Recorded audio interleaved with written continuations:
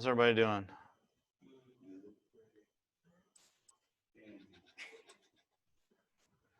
Feels like we haven't been in here for a long time for some reason.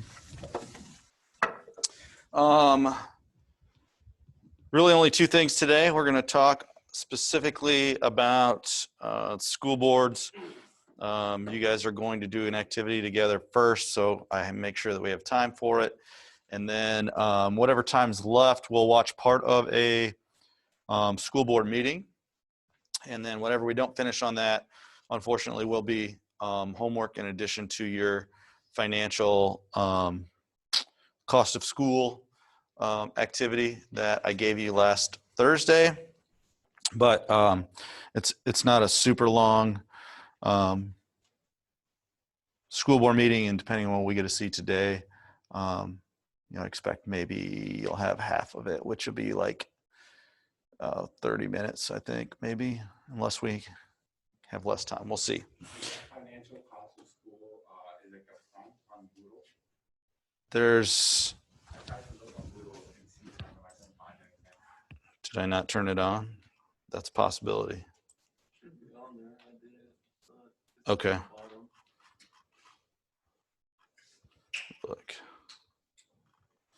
I thought I turned it on. It's because there's a link. I think you have to click to go to a different page. Oh yeah, it's on there. It says due November 19th, cost of schooling. Okay. Just wanted to check. I could have missed it too. You gotta click on it, it takes you to my webpage. And then you can see it. So let's see. 1, 2, 3, 4, 5, 6, 7, 8, 9, 10, 11, 12. Okay. We're gonna, as you know, schools are kind of going through, you may or may not know, schools are going through a crazy time right now. Oskaloosa Schools just decided that they're going to go hybrid, which means that they'll have half the kids every other day. And then like they're gonna, I don't know how many, they must be doing it 10 days. And so that they have 1 week, they'll see one group 3 times, and the next group, they'll see the other group 3 times or something to that order. And then they don't start that till Thursday. Other schools are going fully online. Some are choosing to remain face-to-face. So I asked you guys, right, last week to look into that a little bit, right? I'm sure you guys all got right on it. Yeah, I see a few heads shaking. Okay.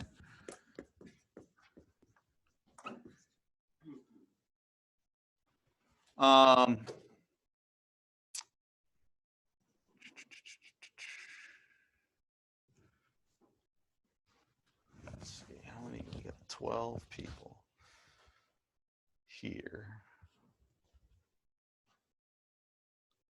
I have 3 at home.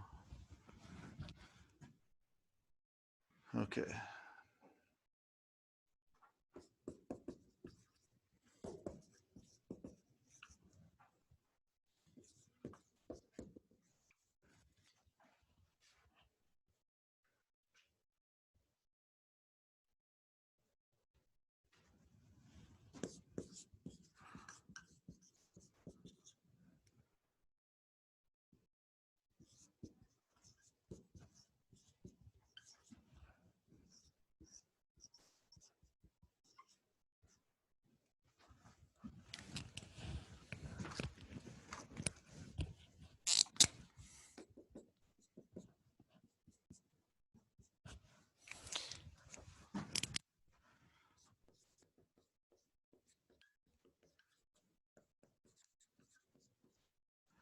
Let's see.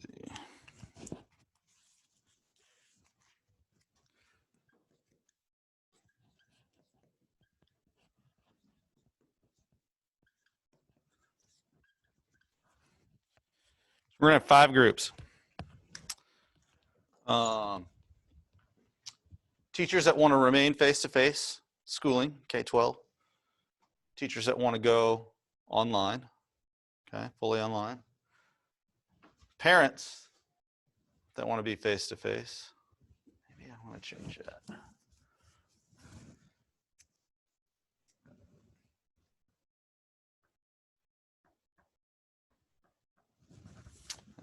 change that.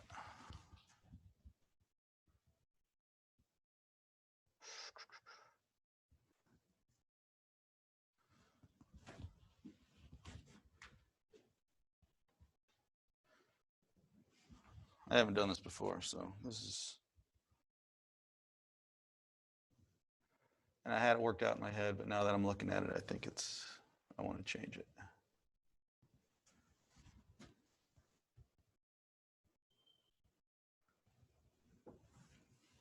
Let's see.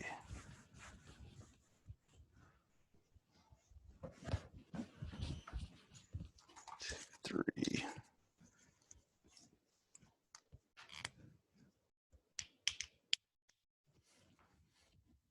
Don't you hate it when you can't make up your mind?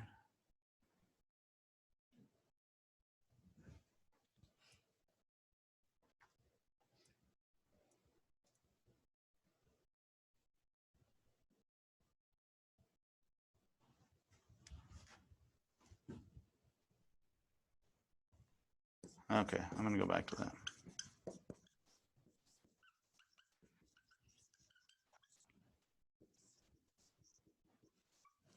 We're going to leave it this way. I think it'll work. So we'll have 4 groups, 5 groups. I'll split you up. You're going to have a couple other people in your group. I will leave it up to you on whether you want to go old school and use paper, or whether you're going to use, I'll share a Jamboard online. I'll share the link to you guys here. You're welcome to build it on there as well. What you're going to be doing is you are, as each of these groups, you are going to argue, so to speak. Not really argue. You are going to share with the school board why you want to do whichever group you get. So if you're a teacher, even if personally in your own heart you think that it's wrong to be face-to-face, if you're in the face-to-face group, you're going to need to be selling the idea of being face-to-face now during the quarantine to the school board. Okay? And if you are a teacher who gets the online group, then you have to talk about being online learning only, okay, to the school board, and sell that to the school board, okay? On the other side, we have parents, right? Parents, you'll see there's lots of stuff online as well about parents and their ideas on face-to-face versus online. You have the same idea here. You're going to be talking to the school board, right? You're going to be selling either the idea of staying face-to-face or going online only, okay? And then one group, we'll get to talk about hybrid, okay? Which hybrid will be not really what we're technically, some people will call it blended learning too, but so we have some kids at home, right? And they're learning right now. So that's kind of the hybrid idea. Or in the case, like I told you, with my kids here in Oski, what they'll do is I'll have a maroon group and a white group, or a maroon group and a silver group. I don't know what they call them. And one group goes on Tuesday, Thursday, the other goes on Monday, Wednesday, and then one group goes on Friday, and then the next week that Friday group switches, something to that effect, okay? Then during their off days, they probably will do asynchronous work, meaning that they aren't going to be like us. They don't have the capabilities to do what we do, where we can just Zoom people in from their dorm rooms or homes, okay? So they would do asynchronous work, meaning they would have a packet or a video or something to do during those days that they're not in class, okay? Questions on that? Okay. Let's see. Let's do this.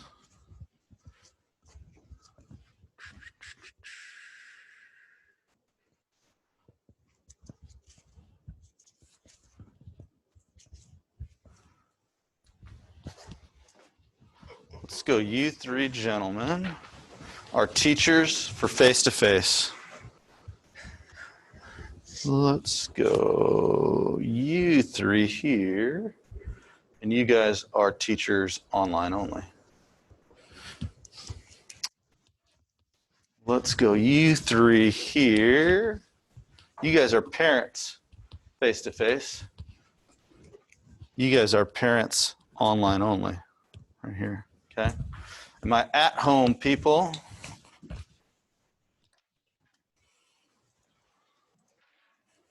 You guys are hybrid. So you guys are going to do a little research on hybrid learning, and your presentation will be to the board about going hybrid. So that's the online and face-to-face mix.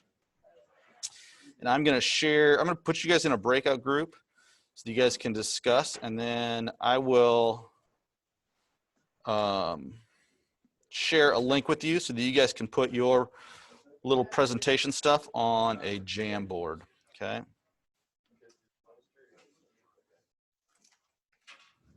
I can tear that off for you if you want.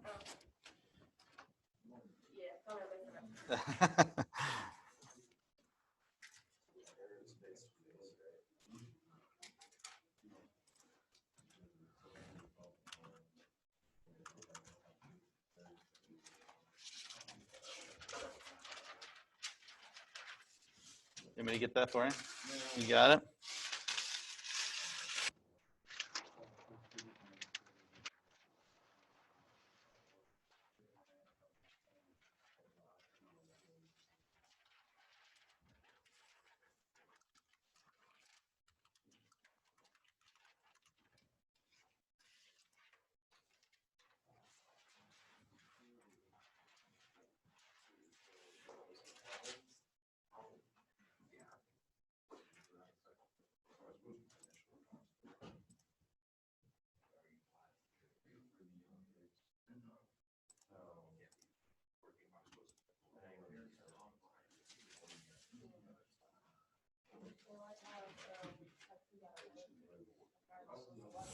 Mr. Hinkle, we should be in our breakout groups. Thank you.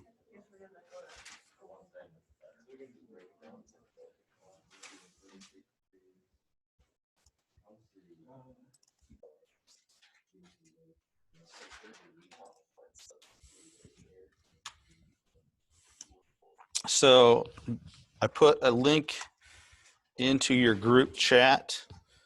You guys can go ahead and use page 1 of that Jamboard to put your presentation on that we'll share with the class when you guys get your opportunity to speak, okay?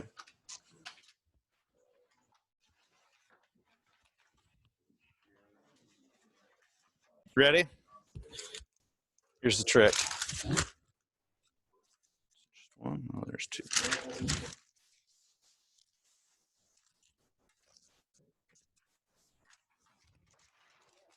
You can do it.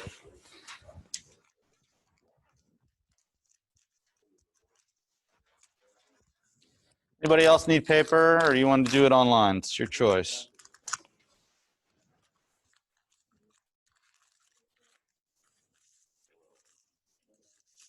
Paper?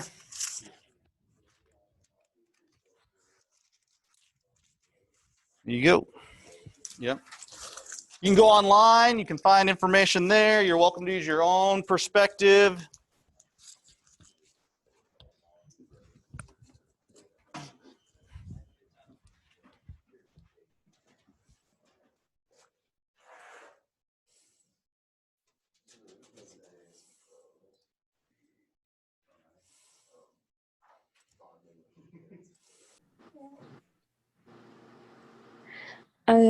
For like hybrid learning, it provides students with flexibility in their schedules. Oh, wait, did he say we're just hybrid, or like are we teachers hybrid, or what? Parent hybrid? Not. I don't know. He didn't say. I think. I don't know. It looks like it's not teachers or parents. It's just. It's just hybrid. Okay.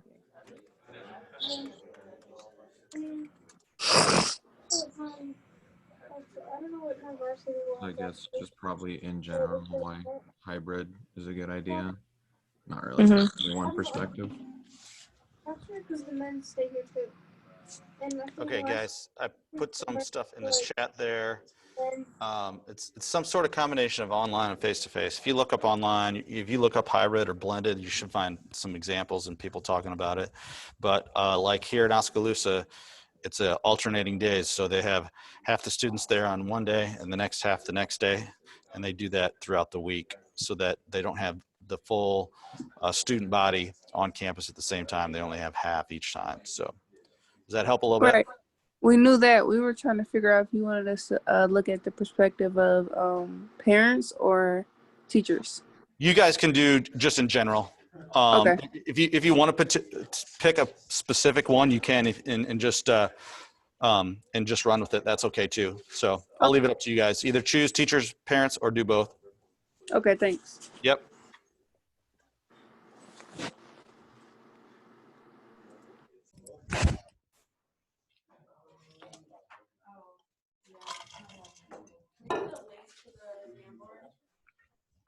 The link to the Jamboard? Yep.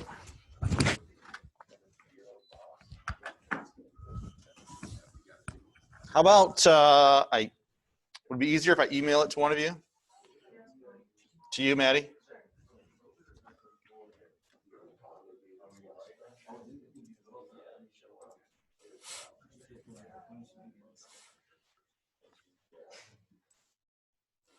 That way you don't have to try to copy it from the board.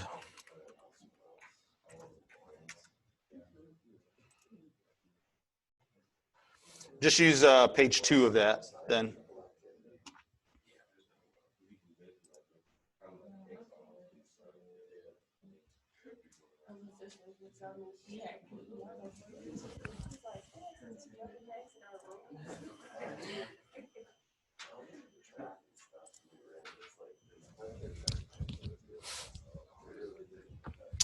So remember, there's going to be lots of aspects for you to think about as well, right? Because it's the learning aspect, of course, right? What do we, at the beginning there, we talked about school being not all learning, right? There's other factors of why school is important for kids, right? Think about those factors as well, okay? Right now, I can tell you a couple things that are different. In Iowa, they just said that high school sports can occur. But if you go to Michigan right now, their governor said no high school sports. So there's athletic sides of things as well. So think about all these pieces. There's lots of different pieces. Did you say that sports aren't going to be happening for high school? It's just college that are allowed to. Governor Reynolds said that, didn't she? I think it's high school and college are allowed. Is it high school and college? Yes, I believe so. Is it elementary that's not? Okay. Elementary, and I'm not sure about middle school even. There's like 400 different versions of what she said. So find out what she. Yeah, no comment on Governor Reynolds. I know Kansas, we're about to shut down again. Well, KC, we're about to shut down again. I think they said probably December or after the holidays. They shut KC back down. Yeah. She said there's no gatherings of 15 people or more or whatever. And then, like at the hospital, they're cutting elective surgeries in half by 50%. Yeah. Which is, I thought they were cutting all elective surgeries out. by 50%. But, I mean, that's still a lot. Yeah. So, Yeah.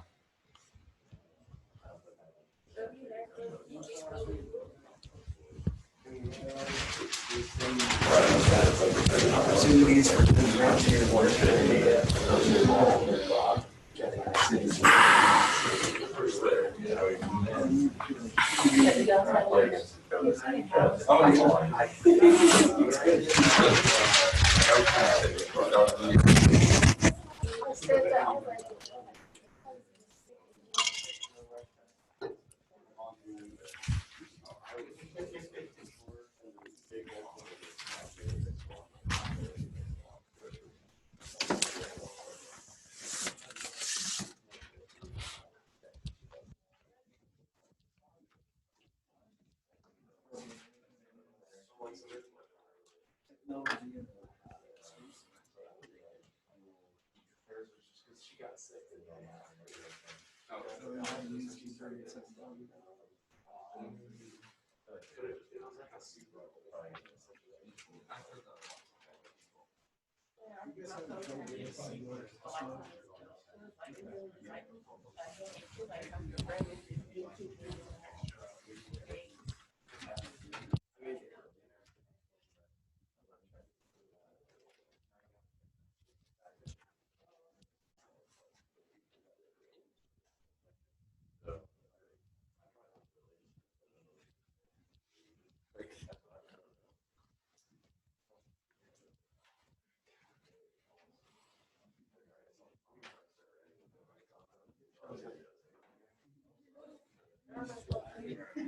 You know, when we, that time, What you doing over here, spying? Seeing what you guys are talking about. Did you see the summary of the criminals meeting? I haven't looked at it. I've heard about it. I've heard enough about it already. Oh, It travels through wildfire in a house with 2 professors and teachers and healthcare workers. So I don't know if we're lucky or not lucky, but I think it was good. Everything that they summarized. I think it was good.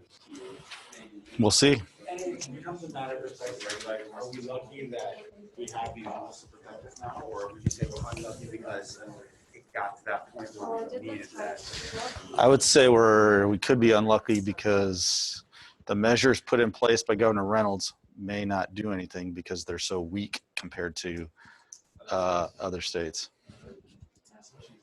That's why we may be unlucky. We're lucky because we get to continue to do things. Is that really luck? We'll see. So it'll be interesting to see what happens. see the library in town.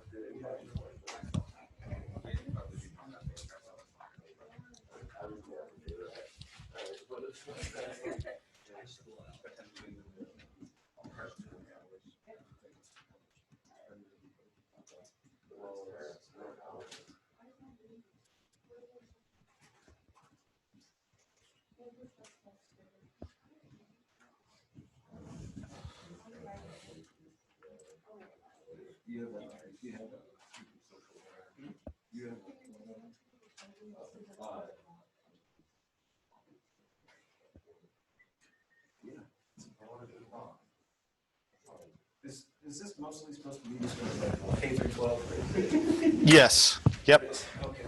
Yep. We do not. I mean, we have a board for William Penn, but we're talking school board here. That doesn't mean that some of the things that you may argue that are good or bad for college do not affect K-12. So.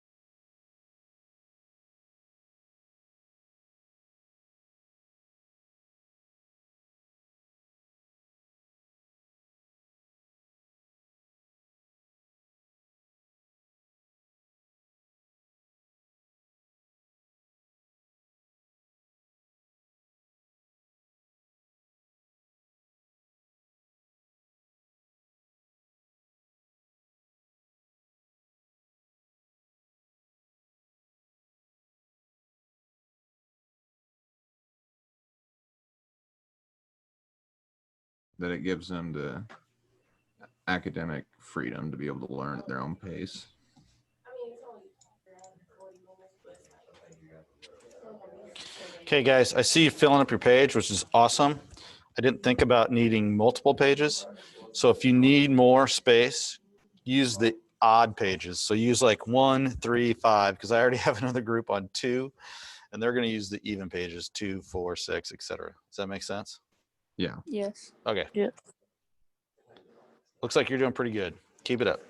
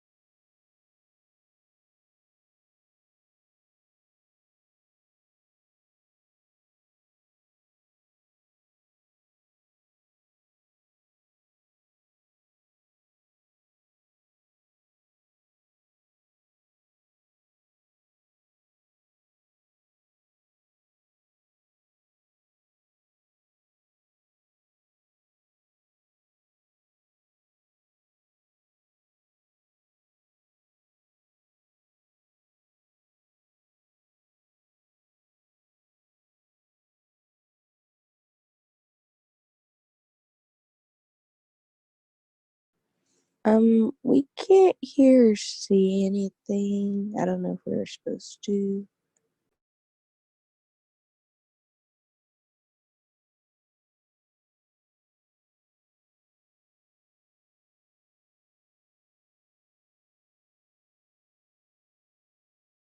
Okay.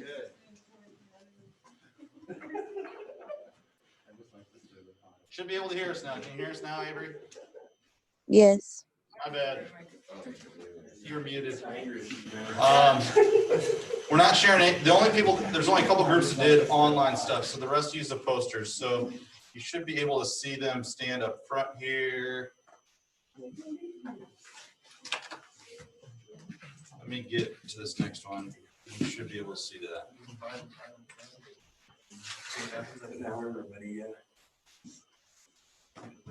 Okay. You guys, just kind of stand near that mic. Oh, Stand mic, right here. okay. Do you want to control it? You can, or I can control it. It's up to you. Oh.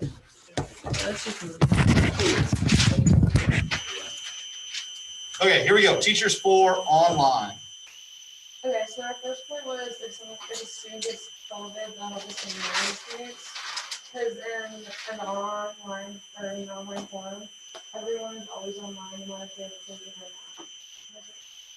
And then our second point was everyone's following social distancing rules and guidelines. If there's no one in the classroom, students don't have to worry about 6 feet. The other point is students get to learn at their own pace, so they just kind of pick how much time they want to spend on each lesson. And parents are more involved in their child's education, so parents kind of become the teacher when it comes to that, and that could be a good thing, because I feel like sometimes parents aren't as involved in their child's education, so they don't know what's going on.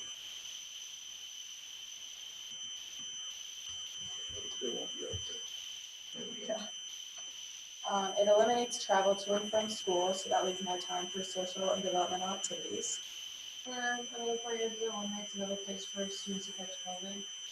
If there's another place you can get it, so it eliminates one. And some students may feel more comfortable, so like introverted students can join in on class discussions, and it can, I mean, personally for me, it's easier to talk when you're behind the screen. And so I think that can just as a whole make more class discussions. Okay, and also students can join classes by clicking of a finger. It limits going through the hallways, going to class, and contracting COVID-19. So. And then flexibility advantage, so students get to determine how much time is spent in each lesson. I kind of mentioned that before, so they kind of get to pick their own pace. So if they're struggling with one thing, and although they're not face to face with the teacher, they can spend more time on that thing other than something that they're good at. Is that it? Okay, good. School board, what do we think? The teachers face to face are saying no. Their heads are going side to side. Maybe they don't agree with those online teachers, right? There's some decent points there. Right. So there's definitely pluses and minuses both ways, right? Yeah. So you're seeing how this is going to be a controversy a little bit. We're going to hear from our parents, and then we'll hear about hybrid last. So let me turn the share off. Okay.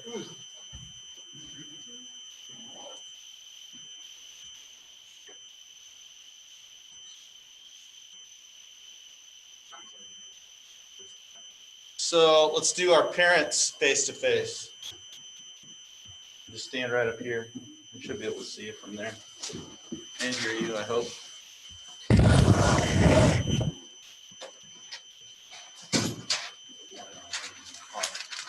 I know the posters for you guys at home are hard to see, but they've got the listen. Now that I got the mute off, it should be easier for you. Make it online. So we're Speak up nice and loud because your mic's on. So where parents are doing face-to-face, we set it up, we got like cons of online learning, and we gave some rationale for online learning. So as teachers, going online, if you relied on school for that kind of childcare aspect, there'd be less childcare or increased cost for that childcare, like having to find a daycare or a substitute one. Upside down. You could have a lack of free or reduced meals. Parents who work hours, it could limit that if you have to be at home with your kids. For the students, it decreases that social interaction that occurs in schools. Not all students will have access to the internet or have a stable connection for online school. For students, it's less structured. It's not literally going to school every day. It's not the same. There's no PE or like outside activities, and sports and activities are limited. We did some pros. You said there's more time that you can spend with your child. You can control learning better, I guess. I mean, you control the pace, the material. There's less cost for school supplies, so if you feel like you're not going to need something, or you have two kids that are similar in age, you can share. You limit the spread of sickness. And you can read a couple of them. You can work around online classes. Like sometimes you can redo your schedules, and then kids get to eat them all when they want. And overall, we did the pros and cons list, but there's more cons than there were pros. So You didn't really sell your idea to the school board. well, there's more cons. Cons to face-to-face learning? Comes to online. Cons to online Yeah, we learning? argued against Oh, it. okay. I mean, rationale. Yeah, so our list for our cons is one. Gotcha, So gotcha. Okay. All right. So face-to-face, so our online parents come up. Okay.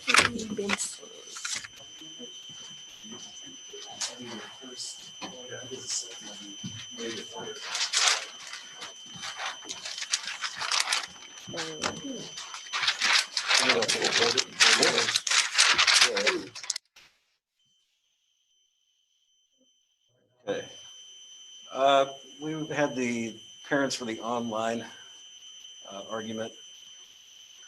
Keep close track of your kids. Lets you have more anonymity for students who don't normally speak up, can engage more.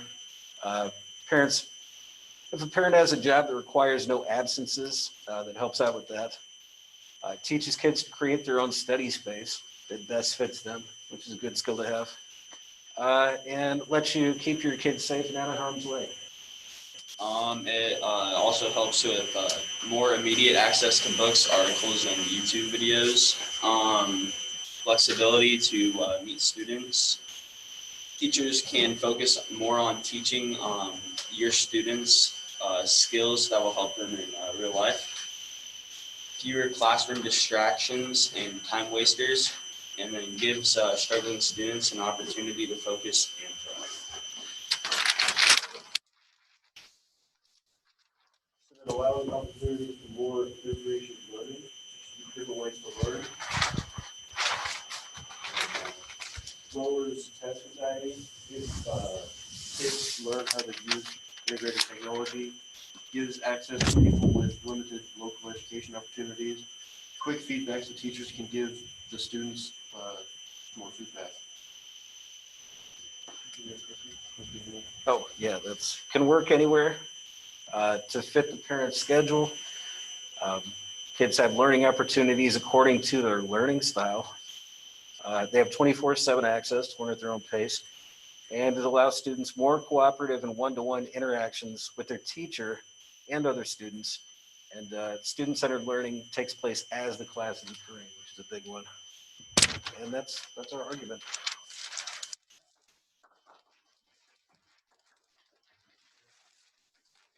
So lots of,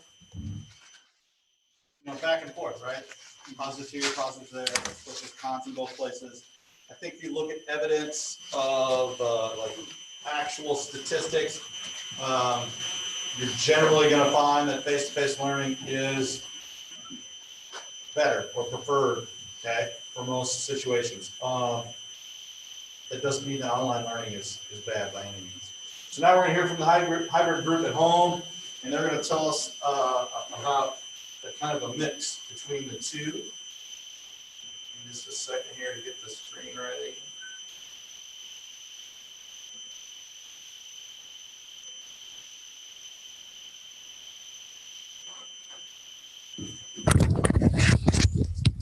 Okay, whenever you guys want to start, you're good to go.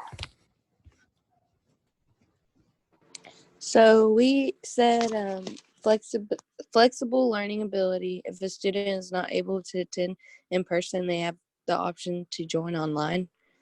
It gives students the ability and freedom to be able to learn at their own pace. It gives the school a chance to clean up more, safer. Students are able to get a break and not be totally overwhelmed from too much schoolwork in the classroom. Makes it safe for the professors who may be at risk or live with people at risk. Easier on professors not to have to manage many students in person in a class. Sorry, today's not my day. Studies show that students tend to be more involved and engaged in a hybrid learning environment. And then if a student does not have access to internet or a computer, they will have the option to attend class in person versus if it was online, 100% online. Okay, good. Thank you. Right. Another round of applause for our hybrid group. I think they hit a lot of those mutual points. You know, the big thing that you're going to read about if you follow this in the news at all is that safety aspect when they're talking about the safety of the school and the safety of the students and the safety of the people that are going to be at home. So when you talk about people that are at risk or at more at risk, right now we're going into that super scary time of the holidays, right? And we're still kind of, you know, remember in the spring they said, oh, don't get together. Well, they're still saying that, but people have relaxed quite a bit. So I think you're going to find a number of people still getting together, even though numbers are worse now than they were in the spring. And so I think we're going to see numbers continue to rise here in the next few weeks. When we get into those first few weeks of December, it could be crazy, depending on how well people do. So we're going to watch a little bit of the Boise school district school board meeting. In the past, we had watched in this class, I've had the students watch an Oskaloosa school board meeting. The Oskaloosa school board meeting, well, some of the members right now are kind of contentious, meaning that they have some strong views and they kind of stir the pot, so to speak. And right now there's a big controversy with a particular board member who wants to have the high school principal fired. Okay, there was a situation a couple of weeks ago where they had it was during the election. Someone had scratched in a bathroom stall that they were going to bring a gun to school on the, let's see, we voted on the 3rd, was it the 3rd? So they were going to bring a gun on the 4th or something like that. They were going to bring a gun to school. And I would say the district was a little slow on their communication of this idea of what was going on.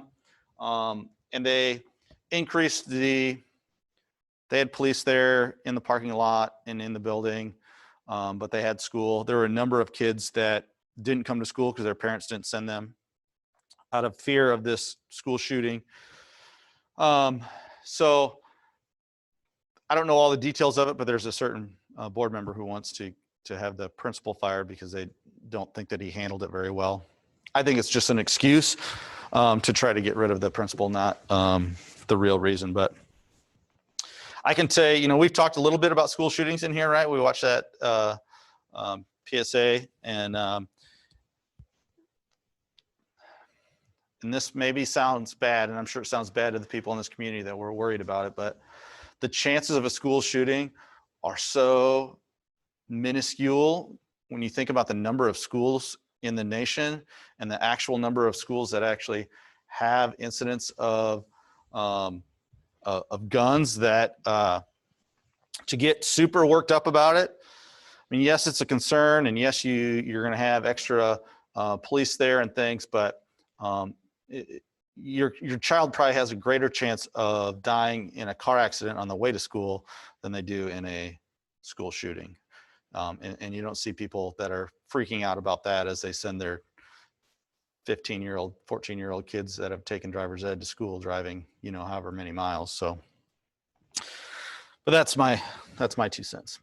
So we're going to watch this. And they're going to talk specifically about, the great thing about this is they're going to talk specifically about COVID affecting their school district right now and what they are doing. So if you guys moved, you're welcome to move back. You don't need to stay in those seats.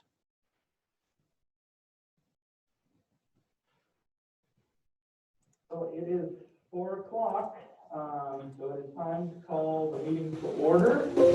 And for that, let's remember. A couple things here. School board president, okay, is the guy up in the top in the middle. And there will be, usually at any school board meeting, you're going to have, of course, the school board, including the school board president, some sort of board secretary that's going to be taking notes. The superintendent will be there. In this case, Boise School District is very large, okay? So they have deputy superintendents, which they will have speak actually here today. And that compromises all of the people usually that are speaking, okay? And then other people come. A lot of times you'll have principals and public members that are there. I'm not sure how exactly they did it with Zoom. The only cameras that are on are people that end up speaking. And then of course, they've shared this out so the public can see it. So pay attention to what they're saying, because I'm going to ask you about it in your assignment. Remind everybody, this is the opening of the Boise School District Special Board meeting. We treat everybody with respect, dignity, honesty, responsibility. Matt, could you call the roll, please? Trustee Wagers. Here. Trustee Greeley. Here. Trustee Gregory. Here. Trustee Esty. Trustee are the board members. They're trustees of the school. It sounds really funny. Our district doesn't call people out by trustee so-and-so. They call them out by their name, but that's just the way this works. Trustee Doan. Here. Trustee Oppenheimer. Here. Trustee Langley. Here. Thank you all for being here today. We're going to go directly to Deputy Superintendent Roberts. He's going to give us the presentation. There we go. Thank you. I'm going to share my screen.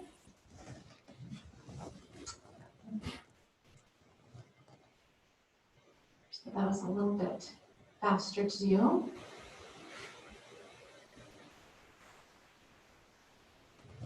Okay. I realized that we were all just together on Monday and we gave you an update, and there were portions of that update where we talked about some big concerns that we have with our operations. And so we would like to update you on where we are today.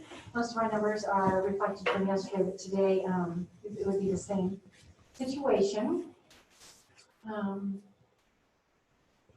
Okay, so we continue to have a shortage of substitutes.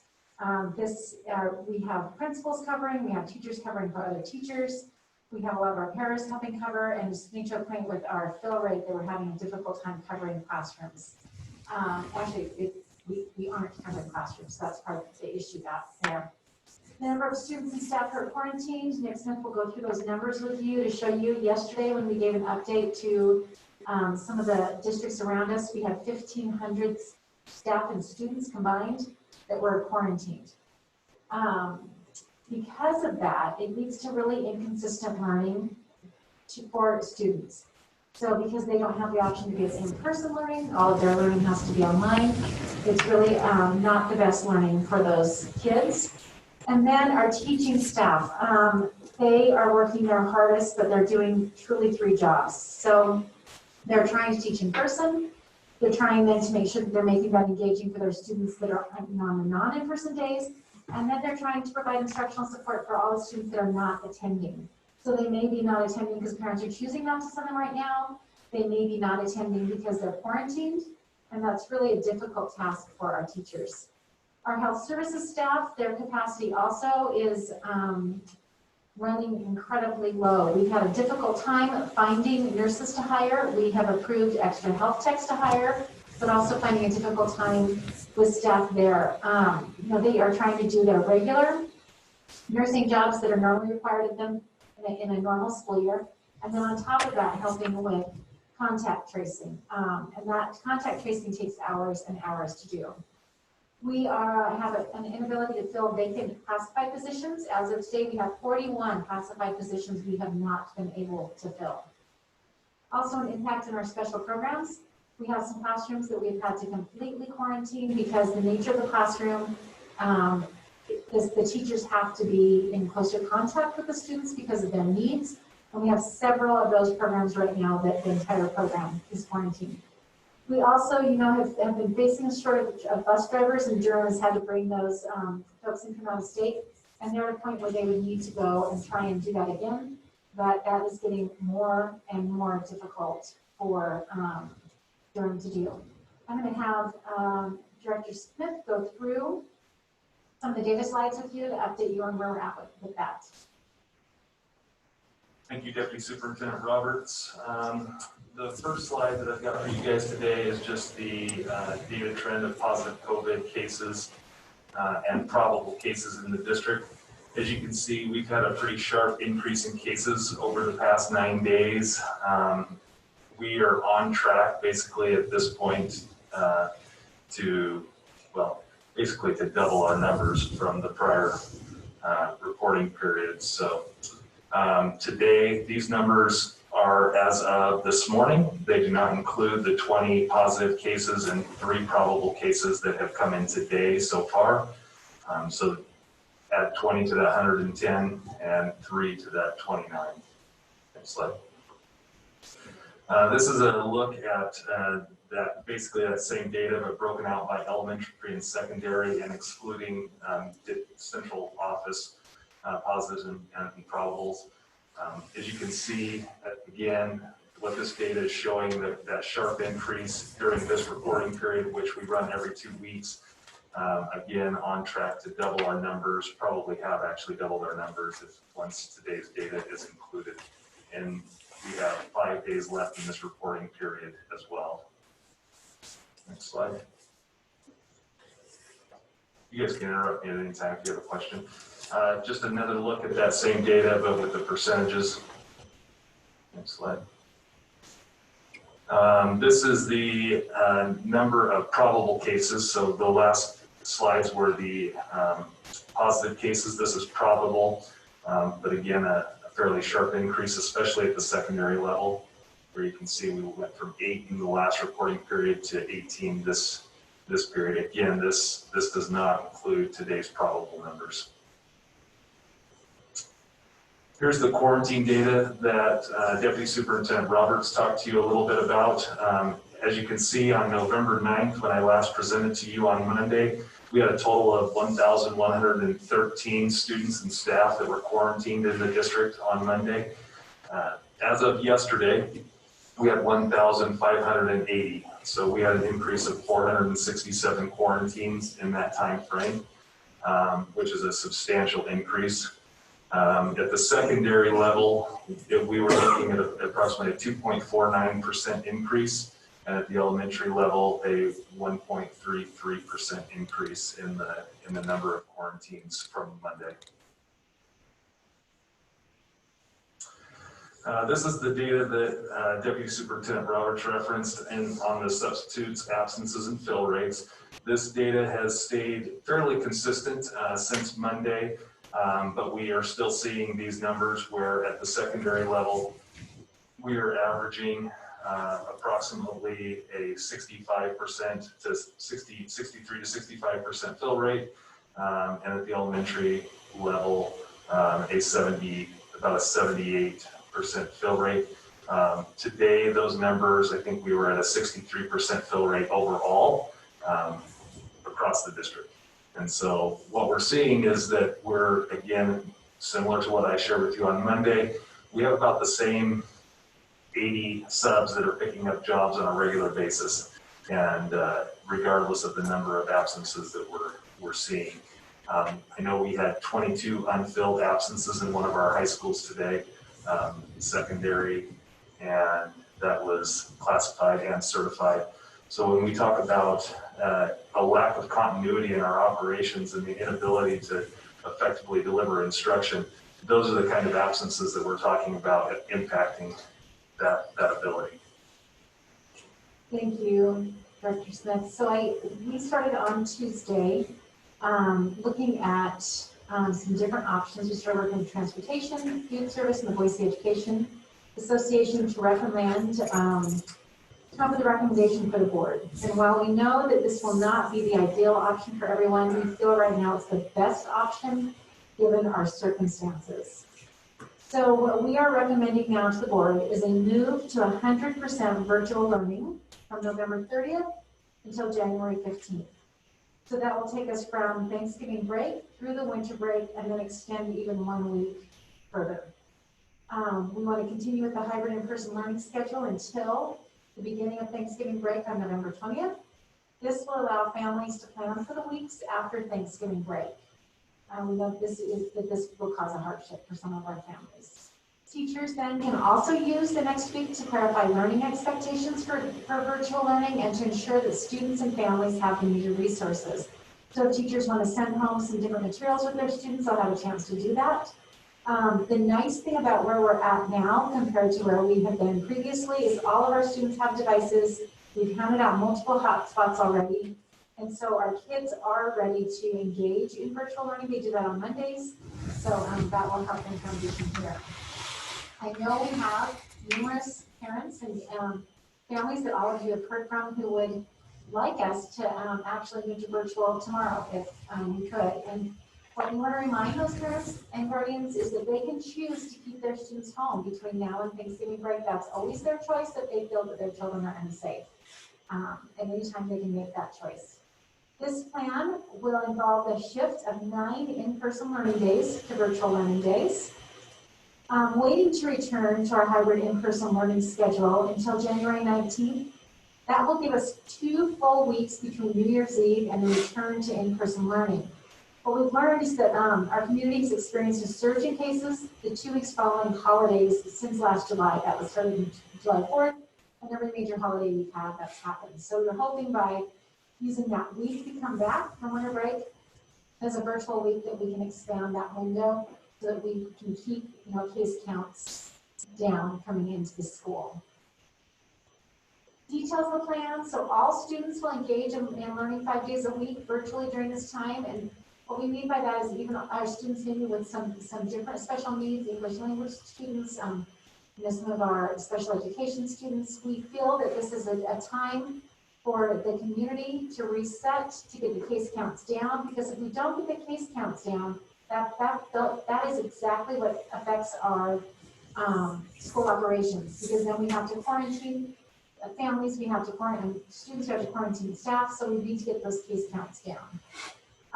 All athletic, extracurricular activities, practices, workouts are suspended until we can develop a plan with the 7-I-Know conference prior to the winter break. So we will make sure that we communicate that out. That's the part of being in the conference is that other districts are relying on our schedules as well. So we will work with them to develop a plan, but as of now, all those are suspended.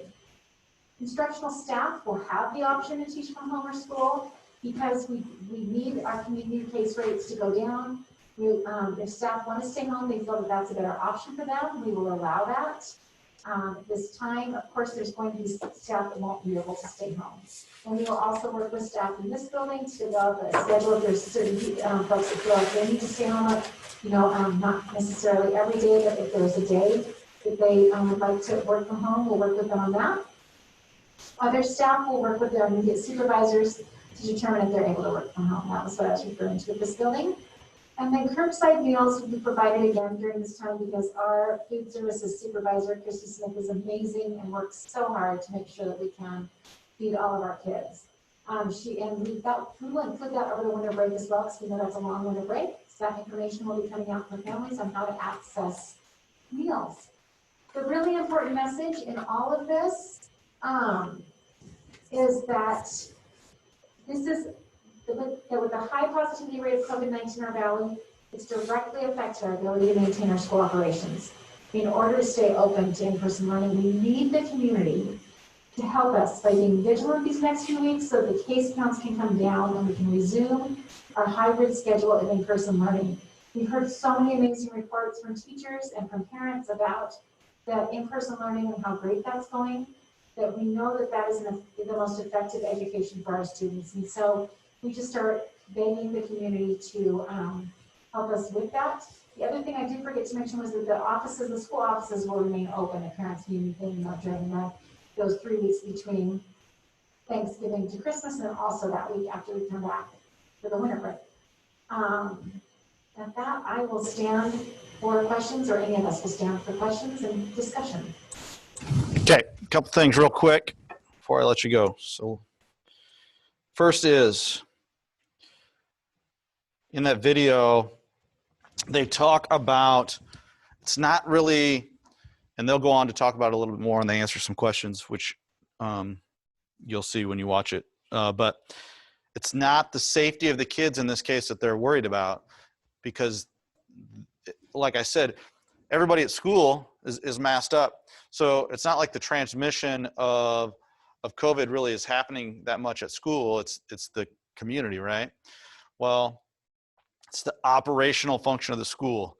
So when they talked about filling subs and they were only filling 60% of their sub positions, that means 40% of your teachers are out of your building, okay?